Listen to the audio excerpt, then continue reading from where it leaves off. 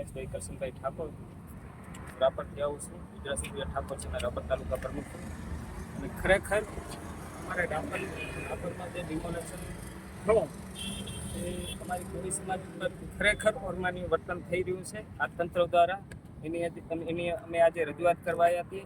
ખરેખર જે ગુંડા તત્વો છે, જે પોલીસ ઉપર હત્યાની કોશિશ કરી ચૂક્યા છે, એ જ્યારે ખુલ્લેઆમ ફરી રહ્યા છે. એના દબાણ એમને એમ છે કાયદેસર જે આ ત્રણે ત્રણ દબાણ દૂર કરવામાં આવ્યા છે એની બાજુમાં જ જાઓ તો દબાણ બતાવે છે.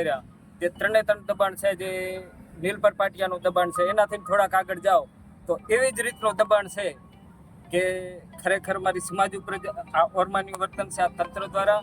અને તંત્ર કરીને આજે અમે રજૂઆત કરવા આવ્યા છીએ. જો તંત્ર હજી સુધી જો નહીં નીંદરમાંથી જાગે તો અમે ગમે ઉગ્ર આંદોલન પણ કરવાની મારી સમાજની તૈયારી છે.